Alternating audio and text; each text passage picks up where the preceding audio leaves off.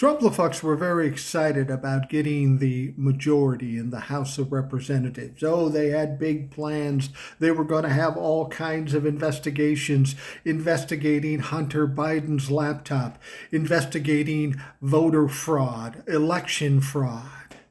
And also, they started a subcommittee to investigate the weaponization of the Department of Justice. Jim Jordan is the chairman of that subcommittee. Now, Jim Jordan came out and he says, we've got dozens and dozens and dozens of whistleblowers.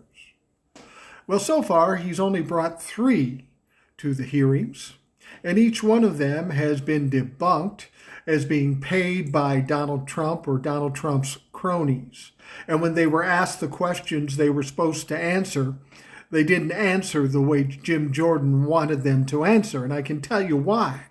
There's a big difference between tweeting something and saying something under oath. They didn't cooperate with Jim Jordan. They weren't willing to lie. And Jim Jordan just sat there and looked stupid, as he commonly does.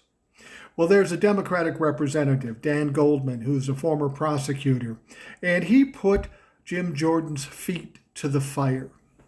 He said, you talked to dozens and dozens of these whistleblowers. When are we going to see the transcripts? And Jim Jordan was totally lost. Well, we'll give you the transcripts of the guys that we bring up here.